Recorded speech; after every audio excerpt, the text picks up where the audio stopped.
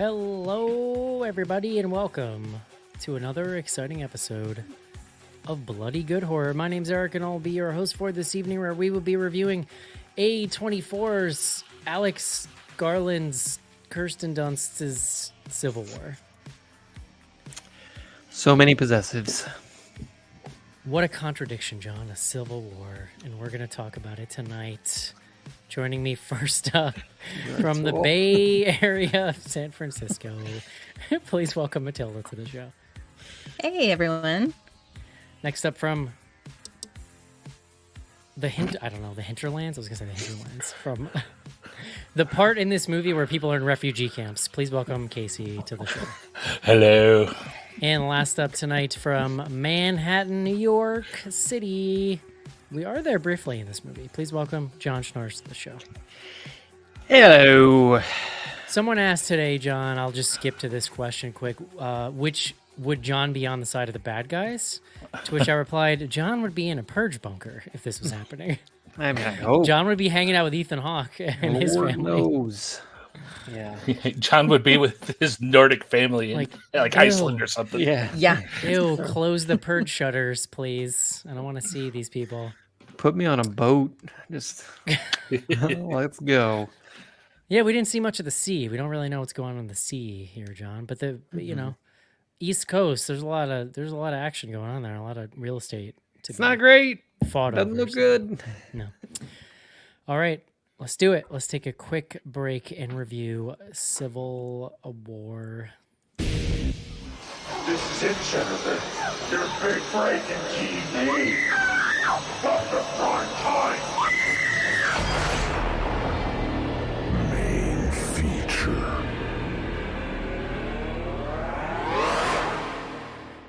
You know what I rewatched recently, John? Completely accidentally.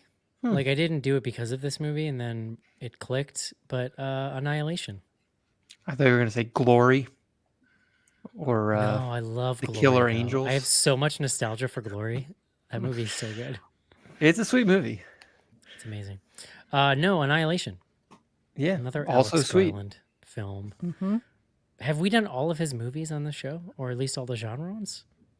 I mean, they're all. I think we have done them all. Annihilation, pretty Ex Machina, genre-y. Civil War. I was Didn't here for you Men. Or Men, yeah. Yeah. That's, Men. or Men, yes, yeah. Did we do that? Yeah. Is That's that the one with where the men coming out of the mouth, and then there's like another one, or is that something? the guy, he turns like Yes. inside out at one point. Yeah, I didn't like that. That was him.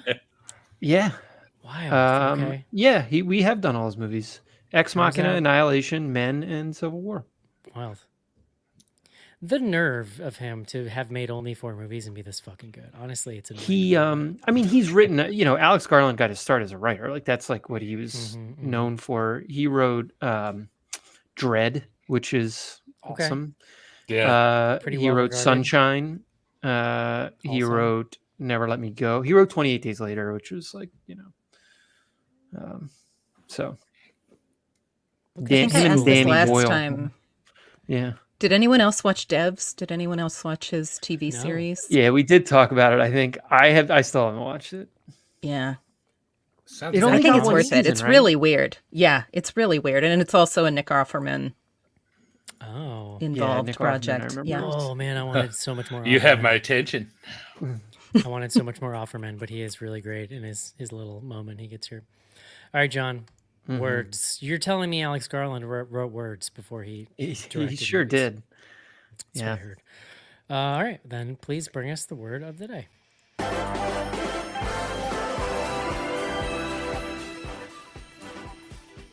Eric, today's word is sectionalism. Sectionalism. sectionalism. Sectionalism. I'm going to give you the definition, and then we can come back and talk about why I picked this word. Restriction of interest to a narrow sphere. Undue concern with local interests or petty distinctions at the expense of general well-being. Sectionalism. It's not giving me an etymology, so we'll just skip ahead. I've been listening. I was actually sort of probably enthralling Rachel with this while we were in Cincinnati, but I've been listening to several books about the 19th century America and the Civil War and sectionalism. If you need a one word, why did the Civil War happen? You could say sectionalism. Love it. So there you go. John, Yes. tell me about Civil War. Yeah, Civil War. We mentioned Alex Garland. He both wrote and directed it.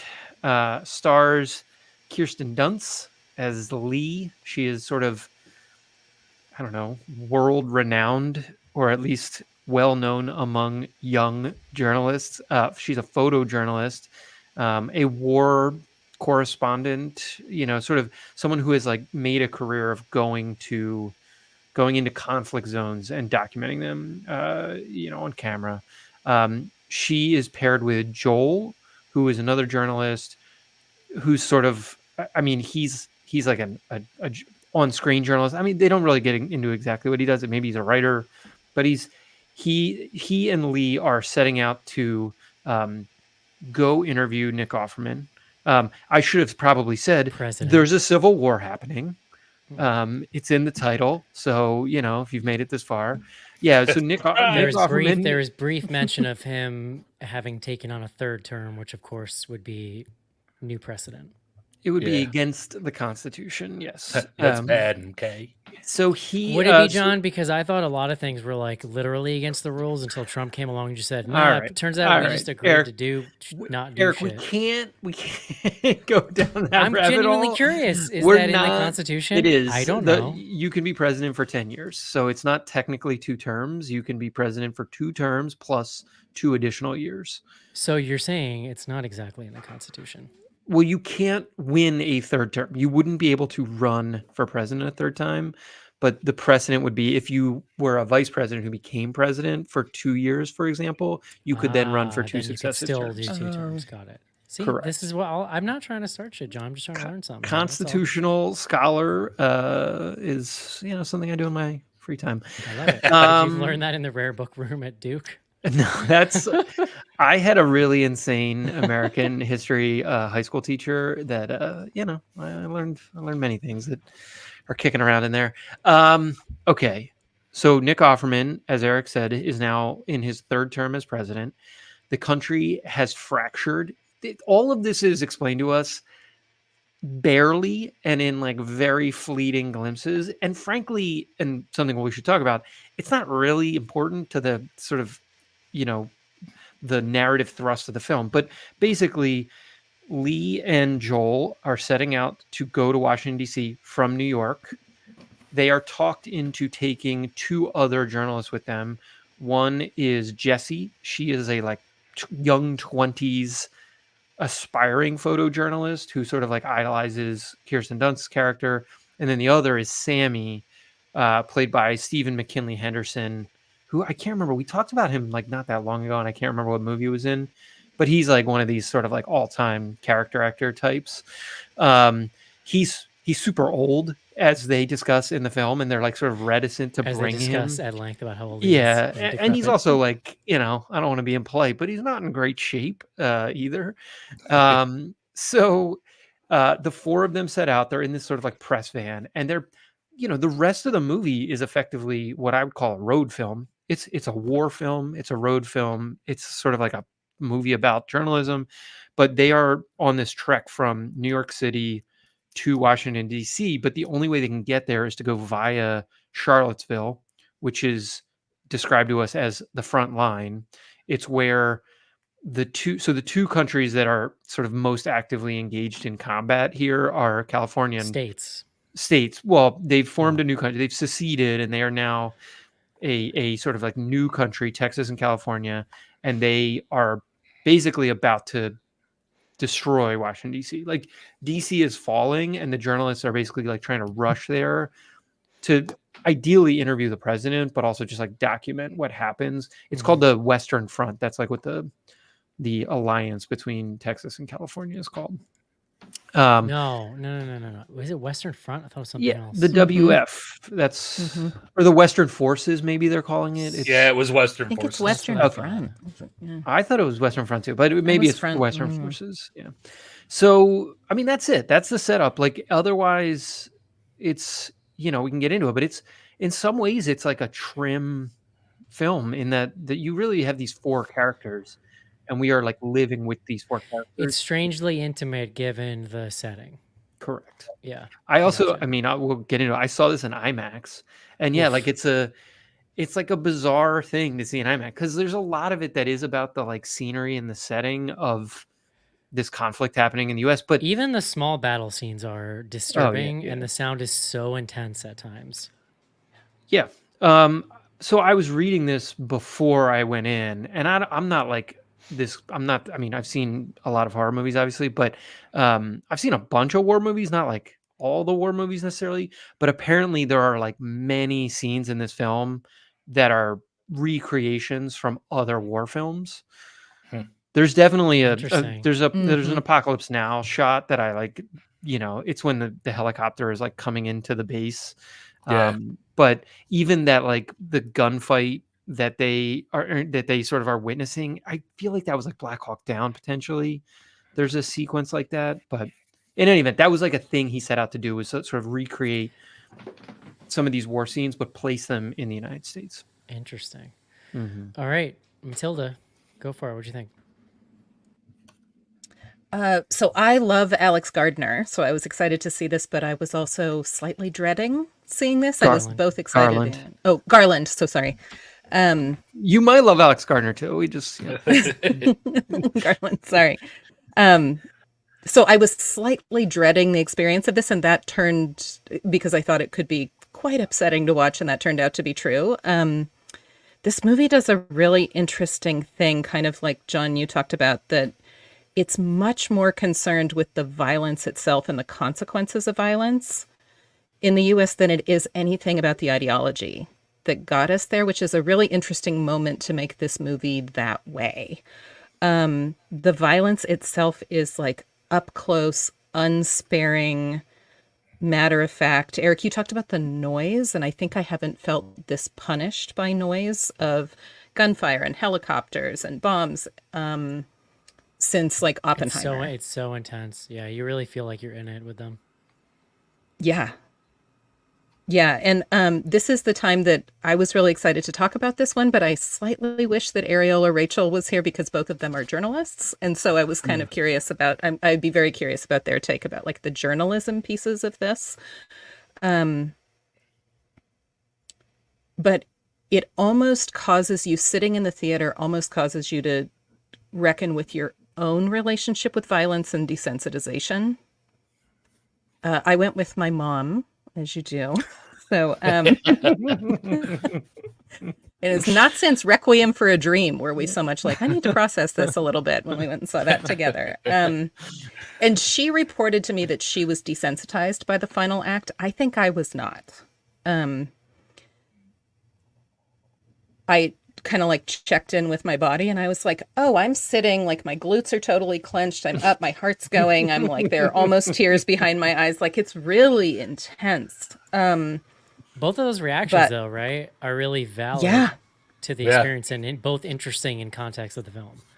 Right. And she has more numbing kind of responses than I do. And we got to DC, and I was like with Kirsten Dunst a little bit. Who I have to say is doing a phenomenal job in this movie. Incredible. Yeah. real good. Yeah.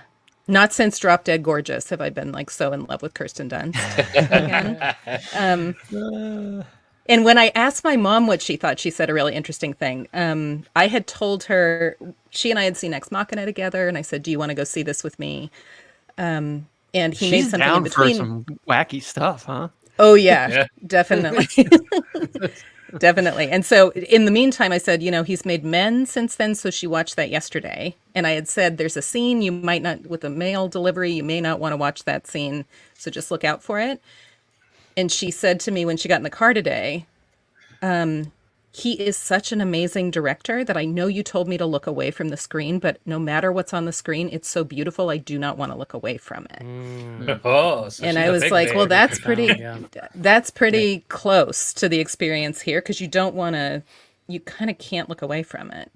So that's what it felt like to me. Wow. Casey. I was expecting all along that, that this movie would have kind of a hard drawn line in the middle of the good versus the bad and whatnot. And it's not what this movie is at all. It is definitely more about war journalism. There was I kind of had the same realization as some of the characters in the middle of this movie. I'm like, they don't know who's who. And shortly after that, even the character mentioned, we don't know. Or it was the sniper scene. And he was asking, that's what really drove it home to me is that sniper scene. And he's asking the sniper, who's giving you your orders? And he's like, there's no orders. They're shooting at me, so I'm shooting back. That is so pointed and thematic. Yeah. Yeah. Mm-hmm. And Mm-hmm. there's a lot of ambiguity to this movie versus what I was expecting, had built up in my head going in. And I really think that ambiguity to it really adds a lot. We're in the thick of this with these characters, and you don't know in this situation, you don't know for sure who you're going to run into, and you don't necessarily who's good and bad. And you've got the elements of people that are just going to do whatever the hell they want too. Kind of like Jesse Plemons, who I know was a soldier. He was with the coalition that was like the northwest coast and Colorado. No, and stuff. no, he was I don't a think U- we don't He know was a who he U. was. I think I would guess by the way he's talking that he's a U.S. guy because he side eyes the one eye when he's talking about being from Florida. But I would also Yeah. argue Yeah. that Plemons is rogue. Like, Yeah. he's literally just committing war crimes for fun. At Yeah, this yeah. point. Well, that's what I mean. You've got those people going across there too. And if you think about the reality of this, if this situation happened and you got to make that journey, it really feels like it hits it on the nose. And then you add in the shock and the trauma of watching Americans do this to other Americans and letting that sink in with some of this violence. It's just chilling. Well, yeah, I mean, I chilling, think that's chilling is a good word. that's like ultimately the sort of the point, right? Like the fact that we don't know what side Jesse Plemons is on. I mean, we could speculate, and like he's wearing a specific uniform, I guess, but he's just a dude committing war crimes like in the middle of West Virginia. Yeah, for And- sure. Yeah, because he knows nobody's going to stop With him. some With impunity, absolutely, yeah, exactly. with some absolutely psychotic sunglasses on to be committing war Yes. crimes in. And I loved those touches though, right? Like Yeah. those kind of Gen Z soldier, like with their hair dyed and like it's kind of fascinating. Yeah, it's interesting. Joe, what do you Jesse think? Plum is a little older than Gen Z. I think. No, but I mean like these younger I- kids I that were know. fighting with the hair. Like Yeah. I just thought that was interesting. And the nail polish. Yeah. yeah. Yeah, I mean, I love this. Like, it is a physically strenuous exercise to like sit through and experience.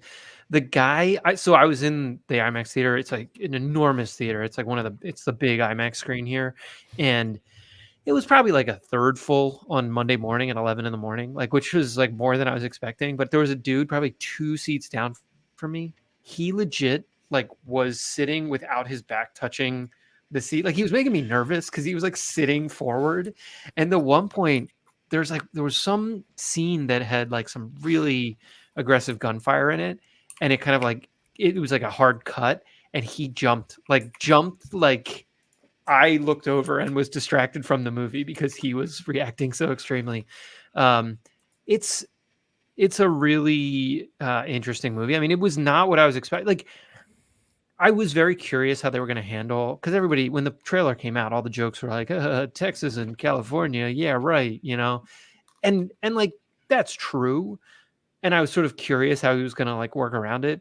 But it was also like he just like doesn't give a fuck. Like it's not about that It's at part of the any point level of what he's doing. Yeah. Yeah, and so once I sort of realized like, oh, this isn't about, it's not about the politics or the sectionalism in specifics in any way.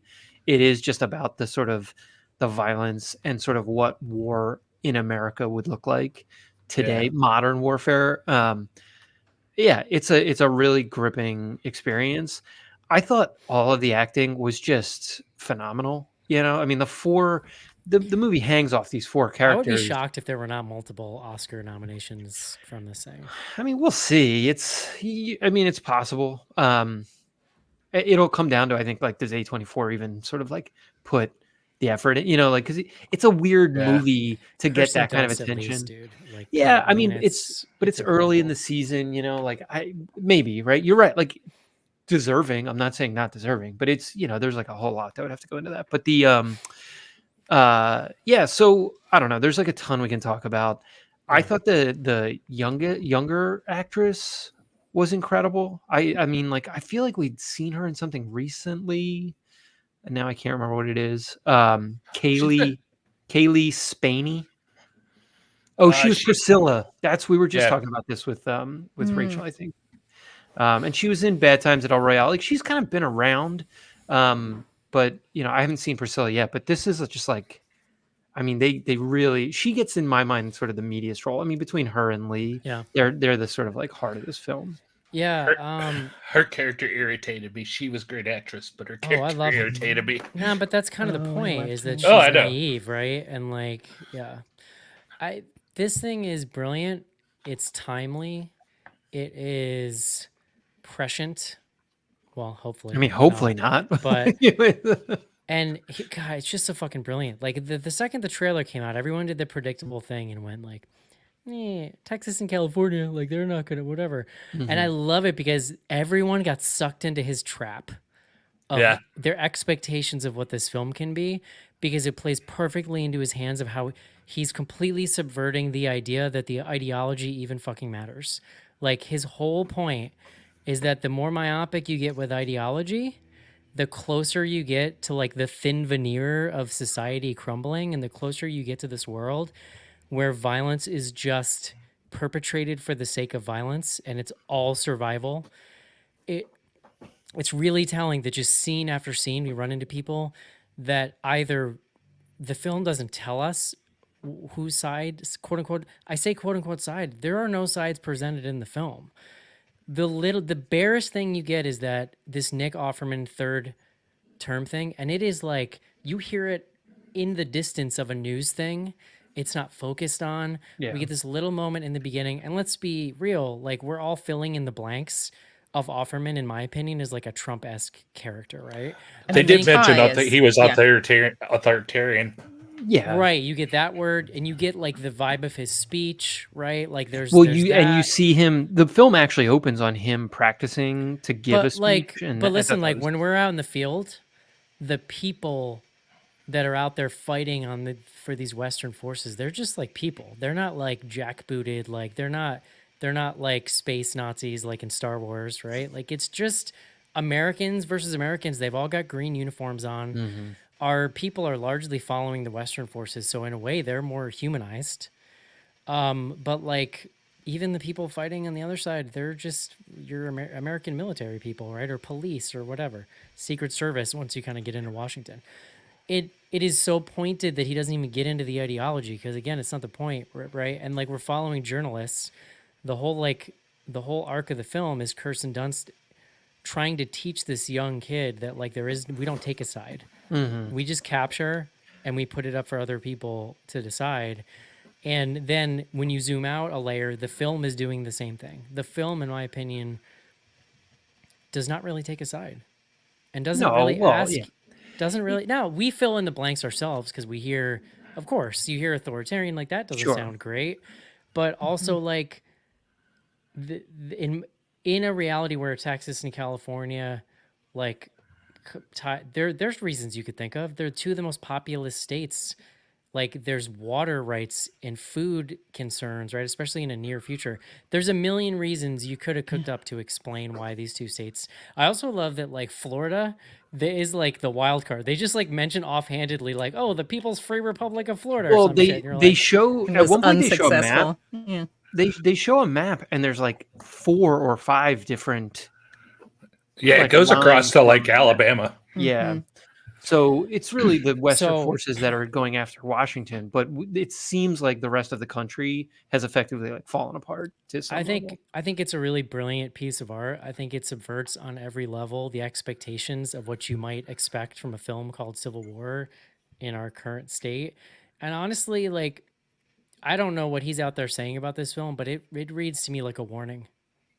Sure. I think like this is what dehumanization leads to.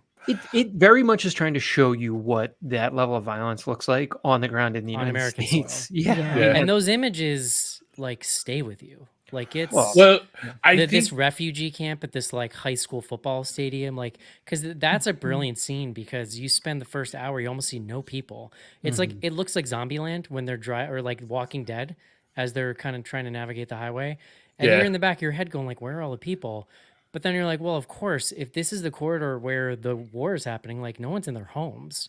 They're refugees, basically. You know what I mean? Like, Yeah, and I think, like, especially thinking like how you talked about there's the story of what Kristen Dunst's character is trying to teach about journalism and partiality, and you pull back a level, and that's kind of what the movie's doing too, impartiality and stuff like that.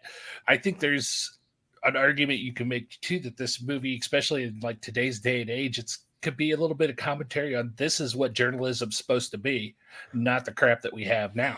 but also though, like it's also very like it's incredibly realistic in the sense that like I wouldn't call any of these journalists like heroes either. Like the film really makes you sit with their desensitization and Yeah. their sort of flippantness about it. Yeah. And you look at Kirsten Dunst, like of course you can argue these are jobs that have to be done, especially in wartime. But the whole point of the film is that she's completely destroyed. Like, Oh, sure, yeah. we should lay spoiler alerts down. 3, 2, 1. Sure, she dies at the end of the movie, but like she's dead. Like that's the whole point of that last scene in Washington. It's Yeah. like you see her Yeah. battery just Well, yeah. There's physically no run out, reaction. and she's just shambling through that final. Well, I love act, like basically. all of their behavior when sort of taken objectively is pathological, right? Like, and you Yeah. can Totally. tell Yeah. because the whole time they are on the road, they have to fucking drink and do drugs, They're drinking basically, and smoking. Yeah. yeah, to just keep themselves going. It's like the only way they can sleep. It's the only way they can sort of, handle it. But they are. I mean, it is where they are Garland's venerating a specific type of journalist here. Like these are the journalists who like they can't imagine doing anything else. Yeah. There's what's her name? The younger one, Kaylee, the actress, Jessie. She Jesse. gets a line when she's in that like first battle, and she sort of comes away and she's talking to Sammy, the older journalist, and she's like, that's like the most scared I've ever been in my life, but it's also the most alive I've ever felt, or something. I think it's something like that. Yeah. That character itself, even though I said she irritated me, that character is really kind of the key to the entire movie because we're seeing all the messages get distilled down through her and through her eyes and seeing how it's affecting her because she is, new to all this and seeing a lot of this the first time. Well, So and you I get get that listen, extra like aspect we're of it. we're all older Americans, like so. Yeah. I get why that Speak for character yourself. can be annoying because, like, she's so naive about what she's walking into, right? I mean, that the whole Yeah. a lot of film is about that, about watching her innocence kind of being taken away, like in this situation. You're 100% right. It's the naivety, everything that irritated me is Yeah, we're because there, parents, you and I. Like that's what you feel when you watch a kid ambulate. there's into 2 or something 3 that- times they got attacked because of her. Yeah, totally. Well, like that one scene where they go to the gas station, and Yeah. you get out, and that's clearly a tense situation. She just gets out and wanders away. I'm like, are you for real right now? Well, because she saw the bodies hanging. Yeah, is that what you would Yeah. do? I mean, that's the point. That's who Well, she is. But right? she's a journalist. I mean, that's That's character developing there, but still, that scene was horrifying. Like, See, but I love that scene Yeah. because that actually is that it's a scene that shows you how desensitized everyone is, and like the way you get to see Kirsten Dunst's character Lee come in and sort of diffuse this moment. She knows how Jesse is feeling, and she plays on that soldier's sort of. She's been in that it situation. shows before. how smart she is and how Exactly. kind of steely she can be. Yeah. Yeah. I like to And where then they the brilliant cut it. moment where she is- convinces him to take a picture Yeah, well, with the bodies, right? that's her that's her strength. That's her superpower, right? I mean, I love the way they cut that scene too, because it's like it's it's a sort of like classic screenwriting. Like they got out early, and so like we just pick them up in the car, and it's sort of like okay, you sort of like left at the moment of maybe highest tension. Yeah. It was interesting too to me that throughout this entire movie, going across the country, they're interacting with different factions, and the idea that even in this situation of civil war, that all these different factions still loosely respected the fact that they were press. They wouldn't necessarily fire on sight. They'd see the press badge and stuff. They would talk to them essentially, and instead of just start shooting at sight. There is the Whereas- warning that any journalist entering the Capitol gets shot on sight. But yeah, I mean, you would imagine that that sort of insurgent forces would want against a theoretically like fascist government would want as much press coverage as possible. I mean, Yeah. the counterpoint to that though is like Jesse Plemons was about to fucking murder all Right. of them. Well, not everyone, Yeah. right? But yeah, for Totally. sure. Yeah. Yeah, So but it's there not like was 2 or 3 different factions where they pulled up. They didn't know what to expect. They got out and showed them their press badges, and they're like, Dude. "Okay, going through." He steals this fucking movie in a 10-minute scene. Yeah. He really Like does. he's got the gun on his shoulder, he's scratching his face. He's like, American, huh? Like they use that clip in all the promotion, and that sold the movie. I feel like. Yeah. How And about that scene actually ended up being way more disturbing than I thought it was going to be from. The Oh, previews, it's honestly. way From the darker preview. than Yeah. than you see in the preview for sure. It also ends somewhat satisfyingly too. Well, it's the only, I would argue it's the only scene that gives you Oh my some God. sort of And release. The girl Yeah. gets thrown into the pit.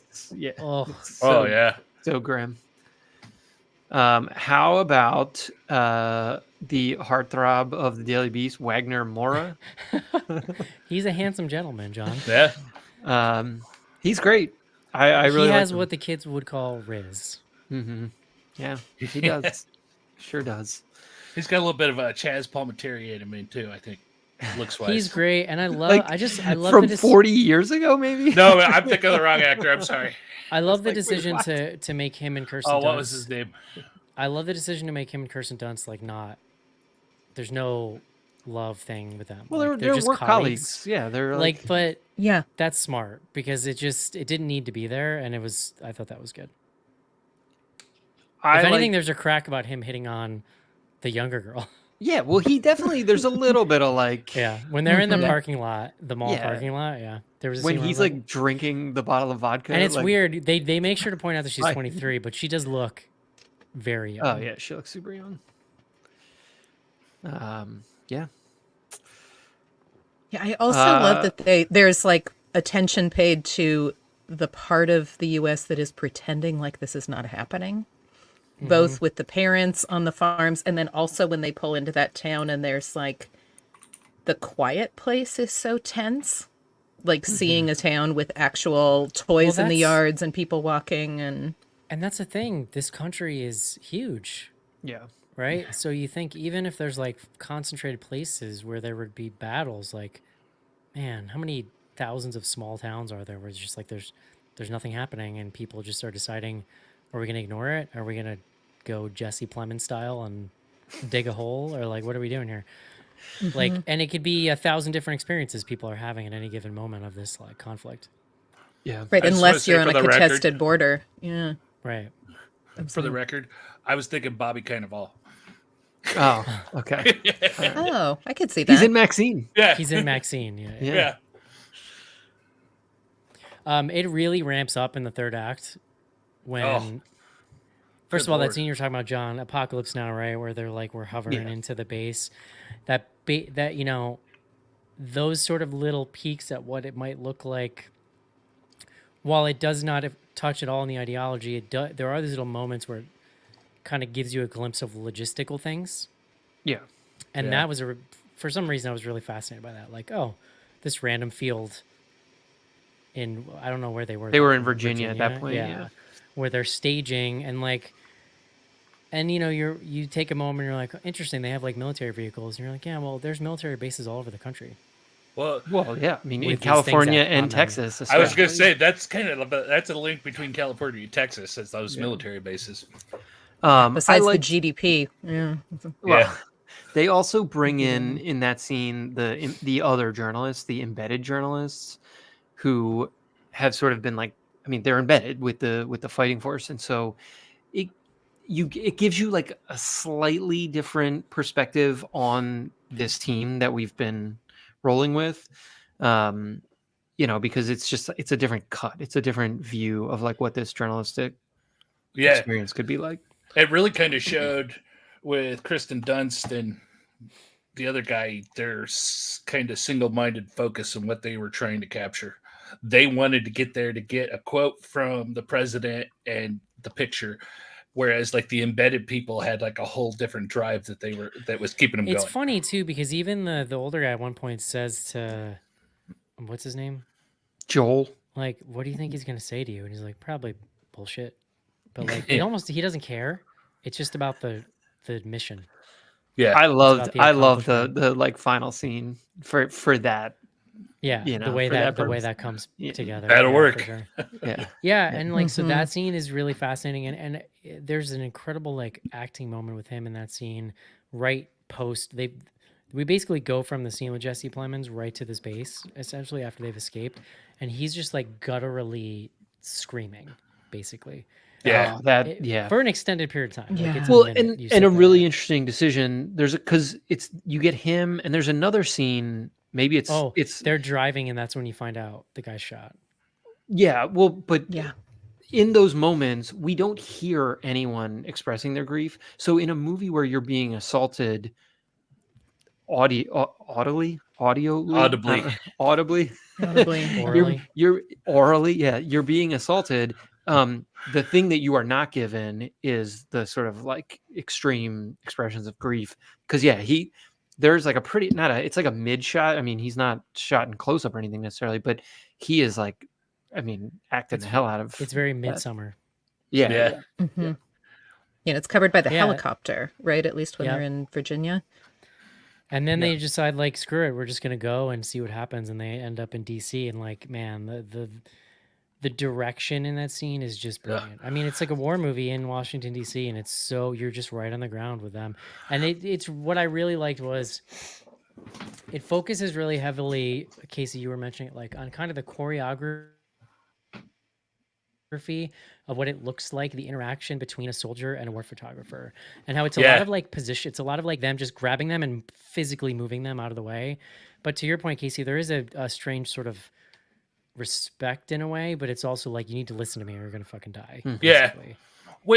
Which may be a common thing for combat photographers, because I know the Vietnam had tons of embedded photographers. So that could be That's- standard. That's literally how Tom Savini Yeah. learned about anatomy, was being a combat photographer. Mm. in Thanks. Vietnam. Yeah, The fucking guy. choreography and like when they started going into DC, the choreography and stuff, it was all staggering. What really struck me was the trick that Garland used of the still shots that he mixed in Yeah. time to when Jesse was taking pictures. Yeah. I thought those still shots, the moments they were capturing, I think just added even more weight on top It's of the the chaos that moment- was going on. It's the snapshots. It is also the momentary silence Yes. is jarring and really grounds you and puts you right in that moment. And There's like lots- the biggest one was, and this is spoilerly, but when they got into the press room and the lady was like, "Hey, we want a deal," and they got that shot right after that scene, it's just like, oh shit. So before that, even to me, one of the most disturbing parts is when a bunch of people rush out in a motorcade and will look to me like an attempt at a diversion. Mhm. And when they kind of stop them, a door opens up and a woman gets out and she just looks like Just a wonk, Straight Right. murdered, like a murdered. DC, Yeah. Yeah.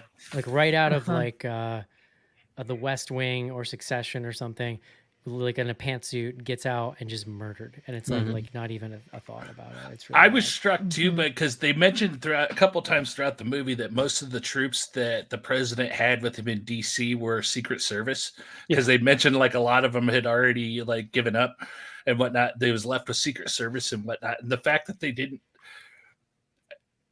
the fact that they still look like Secret Servicemen, they're in DC, they didn't have them kitted out and stuff like that. It just kind of, I think, lends to how shaky that administration was. Well, it's I mean, narratively, it's an interesting choice that he makes because he does. I can't remember if it's when they first get to that base. I think it is when it might be when they're talking to those the embedded journalists, and they're like, "It's over." Like basically, the last remaining generals have resigned, so like the only thing left to do is go into DC and kill the president. So the drama of like what's going to happen is non-existent. I mean, you know what's going to happen. They're going to march in there and they're going to fucking kill every single person because the people they say who that. want to live, because the people who want to live have already They gave you up. know, have already come out waving the white flag. At this point, right? If you're still there, you're basically a combatant. whether you Well, wanna and be or that's not. where like those people escaping in or trying to escape in those sort of in the motorcade, like you knew what you were getting into, because the other option is like you stay in the White House and like keep your hands up and just hope they don't kill you when they come in. But as soon as you try to like ram the tanks, like no, you're getting aerated, so to speak. So Yeah. it's super graphic though, the way it's shot. I mean, and It's so good. And then they get in the White House, and basically it's like room to room guerrilla Mhm. warfare for like 20 minutes. Yeah, and that Just working down hallways. hallways. That hallway approach to the Oval Office was super intense, and it took them a while to get through there. That was really well shot too. I really do wish there was like more Nick Offerman, but I just generally feel that about my life. all Yeah, around. yeah. Everybody But needs more Nick Offerman. I mean, you talk about somebody who just shines, like the speech in the beginning and then rounding the film out, and the film ends like he just gets shot and then the film ends. Did you guys then stick around for like the credits? I watched yeah. some of them. Yeah. Because like the For the photo slowly development. develops and it's them Yeah. smiling over his body, like thumbs up. Yeah. Yeah. Well, I think it would have been very hard to bring Nick Offerman into the movie in any way that wouldn't have made it more political. Well, Yeah, exactly. It goes against no, totally. I just love Nick Offerman. Because you do hear him. He is like threaded throughout the movie because they're like listening You hear him to on the radio. radios and stuff. Yeah, exactly. Yeah, but like screen time, he's maybe 2 minutes in this whole movie. not much. Yeah, Top. and then we get that quote of like, "Tell him not to kill me," or his last words. Yeah. Mm-hmm. Well, at that point, he's in no way trying to save the country, right? Like there's nothing about his negotiation or the press secretary. Oh, it's all about saving his ass. It's all about his own ass. Yeah. Mm-hmm. Which like is fair at that point. But also like but beyond that, actually though, like, because if he really wanted to save his own ass, he had plenty of time to flee or go into exile. I think it's more delusional. It's like he's trying to project like we're all good, we got this. We're waiting for them to surrender, whatever.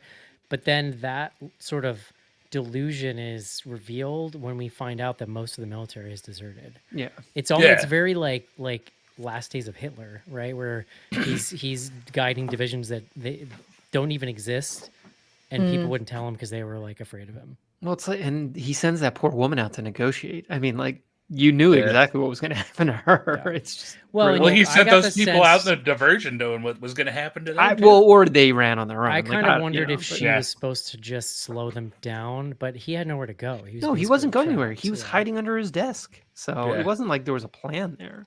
I think he was realistically trying to negotiate for his life, basically.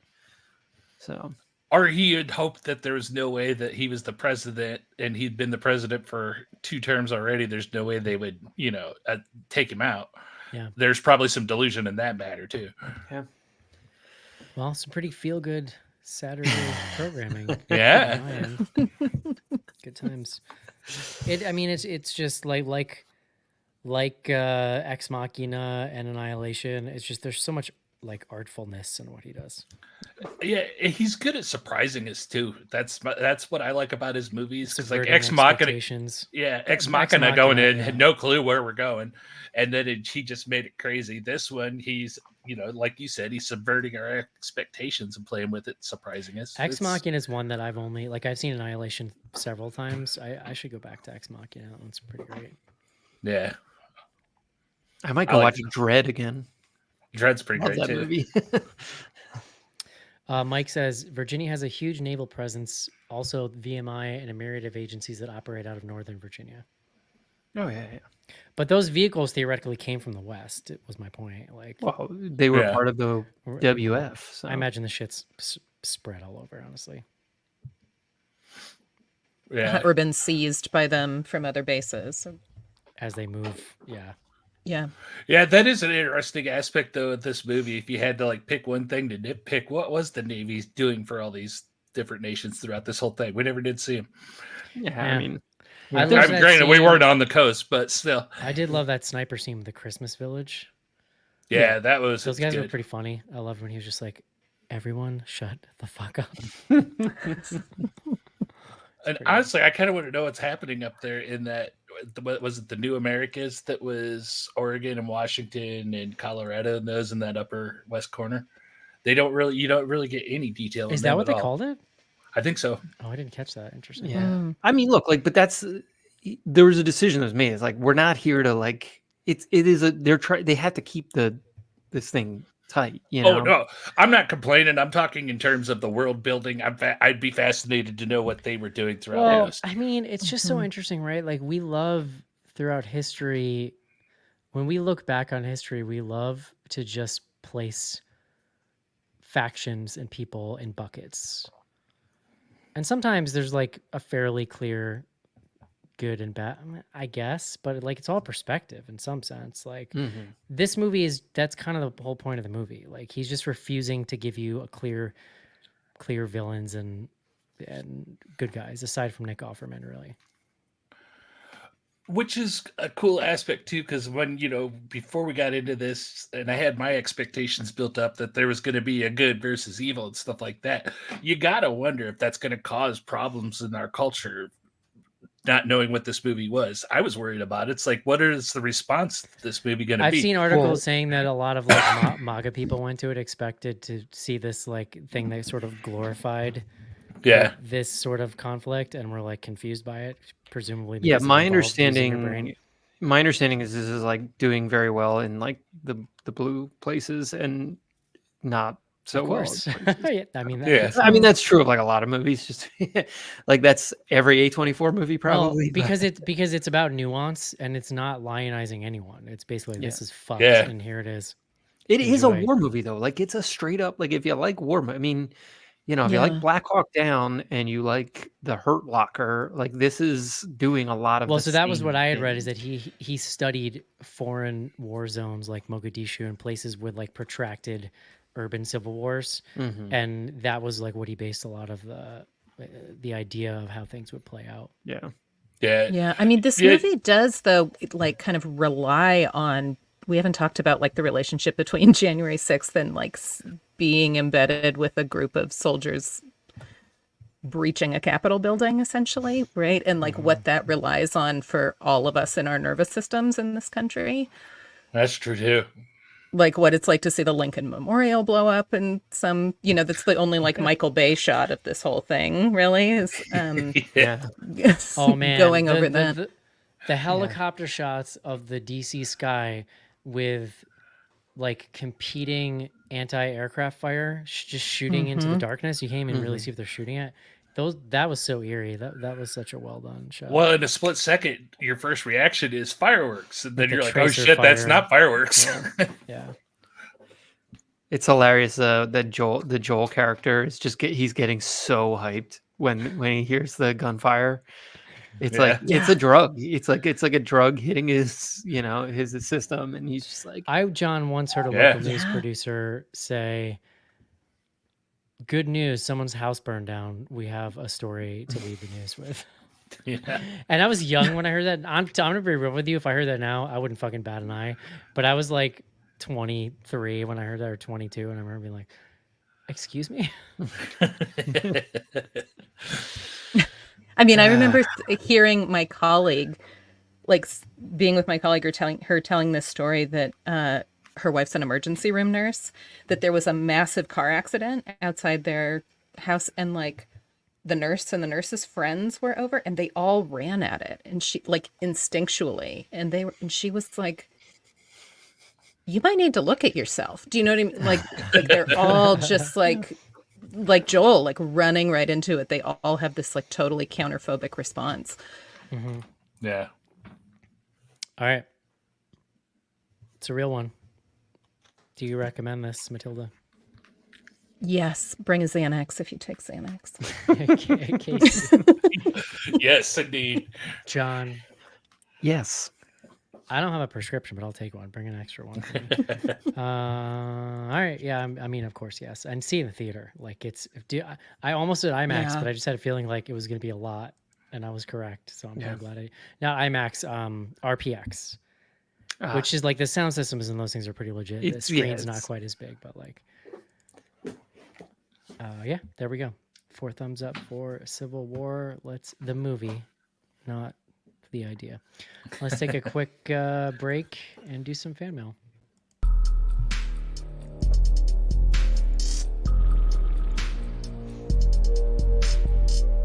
feedback to info@bloodygoodhorror.com or on Twitter using hashtag AskBGH. Join Patreon to get back episodes and much more. Patreon.com/bloodygoodhorror.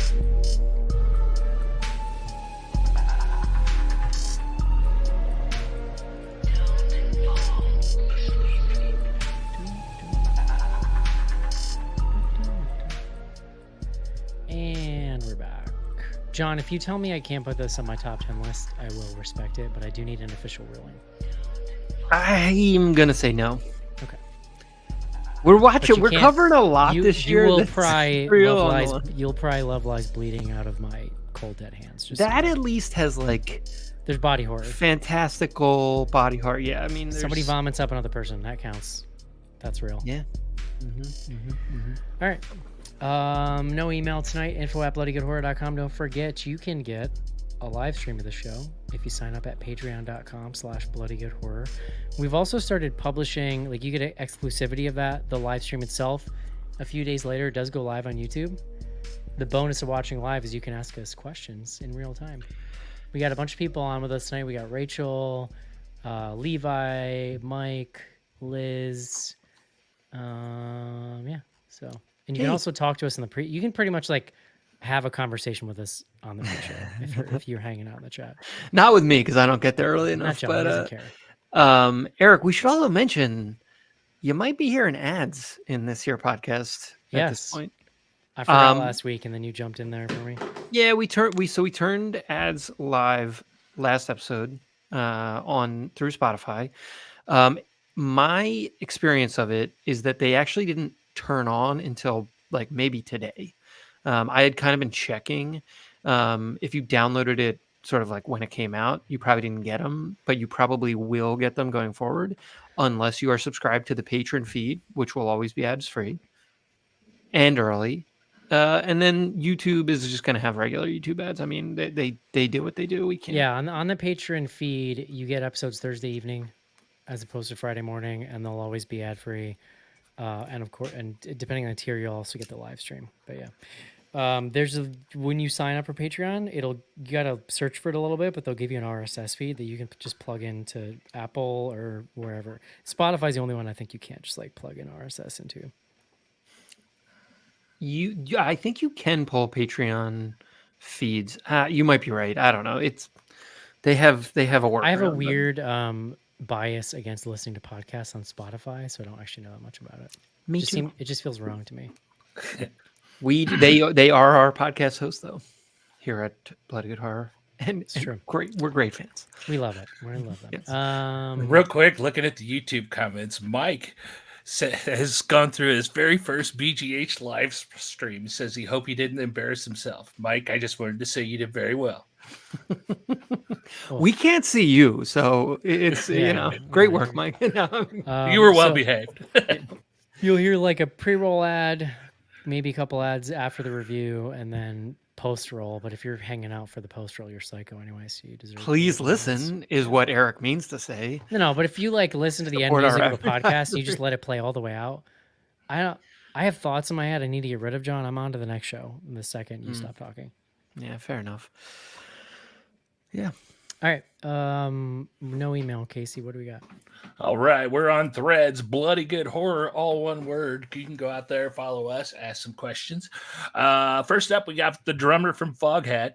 Is anyone planning on catching Dawn of the Dead in theaters for the 45th anniversary? Dawn45.com has showings for every state. Oh, I doubt I'll get it. Is that a Fathom event or is that like a limited thing? I don't know. Check out dawn45.com. I'm looking right Yeah. now, John. But US speaking showings. of, I just read yesterday that Alien is coming out in theaters on the 26th for its 45th anniversary too. Oh man, Alien. Lord. I would 100% see if I can. Yeah. So that's a busy weekend. The Dawn of the Dead on the 25th and Alien on the 26th. Oh, this is hilarious. John, there's an Alamo Draft House in New York City. How did I not know that? Yeah. I think there's two, or there's one These in are like all in New York Hoboken, City, with the Tennessee. exception of Rochester. Cooksaki, which is hilarious. Do you even know where that is, John? I guarantee you do not. No. It's like Yeah, it's where Jesse Real- Plemons would be living in Civil War. I basically. mean, I could Um, have guessed that, but So I probably will not be catching any of these. I literally know there's a theater there. That's fun. That's hilarious. okay. All right, we got one other question out here, and now we did just get done discussing the show, but I think this is a good question because we didn't really touch on this. Right now, it says, I think this movie has a lot of horror elements in it. Do you agree? There's moments that there's a couple of moments. Yeah, this Jesse Plemons scene in particular starts to feel Yeah, horror-y at some point. he's definitely got unhinged redneck vibes to him. Yeah. For sure. I've weighed in on where I No, I mean I don't think it fully crosses over, but it has moments. Sure. Yeah, I think there's definitely elements there. It's more horrific than horror in a lot of it, I think. Mhm. Yeah, I would And say it's that's like it for such an unsparing war movie that you can learn the same thing about yourself in the theater that you might in a horror Yeah. movie about like, I mean, am I a too, fighter or flighter? Yeah. we Well, didn't even really talk about it, but like, God bless A24. These fucking people are a gift yeah. to humanity. Like how they're making legitimately artistic films, making money, creating a business. Like it's incredible. And They they don't miss, dude. not a downward slope like Blumhouse has either. And the trailer that they played for the soft glow of the TV screen or something, that film looks Yeah. so good. It looks so weird. I think that's out. That's either like out or I it's coming vote very that we soon. do that. I'd like to do that one. Yeah, it's on. I think I did put it on the sort of holding pen list, but I'll make sure. I saw the TV glow. That's what it's called. It is on the list. So What the yeah, hell did I say? Not that. I don't know. You were just mouthing off. Is that it, Casey, or is there thread stuff? That is it for threads. Let's see what we got here.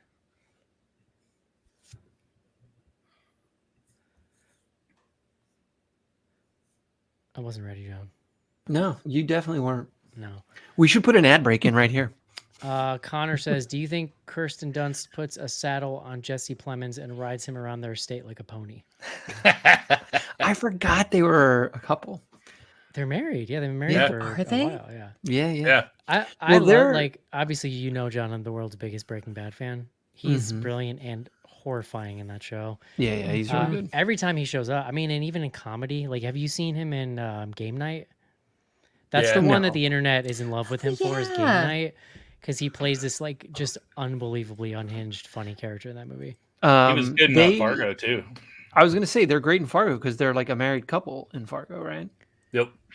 Yeah, they seem He's the lovely. butcher and she's like the. I will say he got what you'd call Ozempic, her. though. I don't know if The you've seen him, butcher. but he's like, he weighs like 90 pounds now, like everyone else. Did now. he? Oh, I mean, I sometimes I just think like those guys go on sort of like, you know, weight. We talked about this training. last week, though. It's like, name a celebrity you've ever seen on Earth that like maybe yo-yos a little bit. They all weigh nothing now. Oh It's yeah, like- true. Yeah. It's wild. All right. Which good for them, but it's weird to see everyone in Hollywood like shrinking away before your eyes. Not even related to the movie, but why isn't the excellent new Hi-Fi album on Bandcamp? That was a I thought Jimmy Bandcamp question. didn't it get shut down? Bandcamp does that still exist? Product? It's been kind of. There's been stuff going on. It got absorbed. It got bought by someone. Is Casey frozen like that right now? Can someone, Yeah, for the love of I'm God, still send me a here. screenshot of that? He is frozen. You have to see your face, Casey. You look like Jack Nicholson in Batman right now. It's Yeah. actually amazing. Yeah, It looks like he has a cigar in his mouth. it does. I just get a black screen for myself. So Please don't change it. Anyway, no, I like Bandcamp, but like it's just been diminishing returns on there. I really appreciate all the people that bought stuff from me on there, but I really just want people to listen to it. And I got really tired of dealing with multiple releases because Bandcamp's the one thing that you can't just hit every store. Like I hit every other store with like the hit of a button, basically. Bandcamp, you got to go in and create everything, and it's just too much. I just want people to hear it. So it is like it's on Apple and like everywhere. Literally like a dozen music stores I've never heard of. So whatever weird thing you use, it's on there. It's on Tidal, John. Oh, title. I actually got I think I told you guys I got a royalty check the other day. From Like Tidal? $30 from everything. Ooh. That's for like years, but still. Yeah, but you got paid now. Yeah, You're a professional. that's right. Chris says, can they get the entire Parks and Rec cast for Civil War II? I was just thinking of Jerry. Be pretty good. Leslie Dope would have a pretty strong faction of her own, I think. Our man says, I'd go to war for Jesse Plemons. Would you? He is a gem. This is a good one from Roger. Where do you rank this against other Garland directed written films? It might be his best, honestly. Like, It's got to be as big as budget by a large Yeah. amount, I would guess. it's weird because of my sentimental favorite is probably Annihilation because I'm just obsessed with that story. You love Annihilation. But I think Ex Machina is even a step up from that. I more. love it. Yeah. Ex Machina is my number Like one. but- Ex Machina is like a brilliant psychological thriller, and again, it's like sort of near future, which I Yeah. love, where he's playing with ideas. Like the films, both of these films that could end up being prescient in some way. Like, but I'll be honest and say Ex Machina because it's got Oscar Isaac. I was going to say Oscar. Oscar Isaac also in Annihilation. Yeah. True. This question is specifically for you, John, from PJ. What kind of American are you? PJ, I'm the kind that if I could have a bunker, maybe I would be down for a bunker. John's one of those New York City Americans, so not a real one. I'm like, get as I said earlier, like, is there a boat I can be on just for like a couple of months, like while this shakes out? That is actually the last question. You know what the saddest thing is? I looked at the map for this movie and how the factions were split up, and Indiana's right smack in the middle of the Loyalist states. And my first thought was, "Oh God!" And then I was like, "No, that makes sense."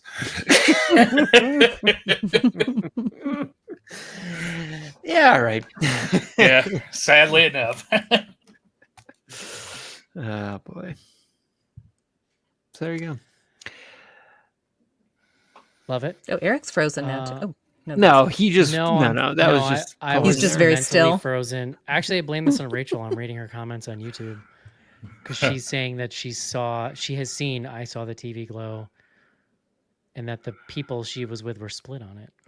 Yeah, that's just Eric's screensaver face. So perhaps divisive. Yeah, I just, as my father would say, I was shutting down for maintenance.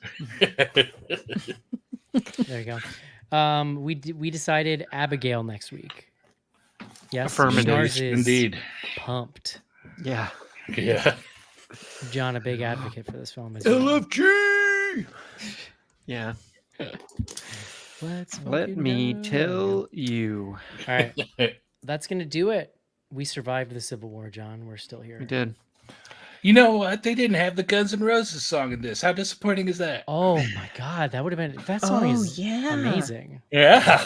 Missed opportunity, but there's about 5 or 6 like very carefully curated licensed tracks, and there's an official Spotify and playlist. Playlist on Spotify. And the one that hit me, we didn't even talk about this scene, but it's when they're driving through the wildfire, presumably that was started by, some bad shit going on. But and this I'm gonna look it up quick while we're here.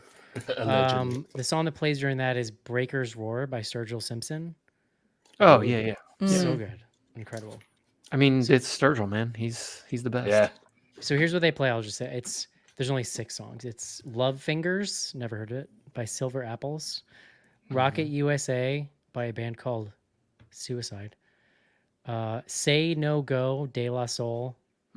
"Sweet Little Sister" from Skid Row. Like, just really fascinating. Yeah. Oh, that's what that was. Yeah, That's see? when they're in the car chase, the car coming up. Yeah. Then Breakers, and then another Suicide song. So there you go. Bold name for a band, John. Yeah. Hey, you want to check out the Suicide Show? Yeah. I guess you don't forget it. Maybe. Yeah. Oh, and so, the chat reminds me we didn't even talk about Fallout. Oh, well, I wanted to bring it up, but We don't have time at this point. We can do it next week. Have you guys finished? I got 2 I've left. seen one episode. Oh Wait, man. how are we going to talk about it? Yeah. I watched like all 8 episodes in I didn't 3 days. say let's spoil it. Let's just talk about it, John. I don't know. Well, hold on. No. We gotta wait. You gotta watch some more. You gotta get at least I'll a get case. back to you in August. Yeah. Get to what is the actor who plays Dr. Spachem in Casey? It's Chris Parnell. Chris Parnell, yeah. He's from SNL. Get to you know, I know he was on SNL, but get to the Chris Parnell character, and then we can dig in. I love Dr. Spaceman. This He's is all the I'll best. say. As someone who spent hundreds of hours between Fallout 4 and Fallout 3, the accuracy is It's crazy. stunning. Yeah. To It such doesn't. To it such keeps a up. unique and silly world. It's incredible, like the dedication to it. I've heard people describe it as the best video game adaptation ever. It's really, really good. And if there, I have they announced a second season? I just like assume. Is it doing well? I have no idea. This is have like to. when Oh, I'm not on yeah, the it's internet. doing I can well. say I'm seeing ads I for would it like assume. everywhere. It's really good. I've had normies ask me about it. Yeah. It's pretty violent. It's Yeah. really, it's like not, I mean, it's violent, but it's like gory too. Like there's there's is. like a level of like, Which that's the no, accurate. it's totally, but it just, that's going to be a problem for some folk probably. Love it. Yeah. All right. Well, John doesn't want to talk about it, so we'll talk about it next week. Next time. All right. Hope you enjoy the show, and we'll talk to you next week. See you. Bye. Bye-bye.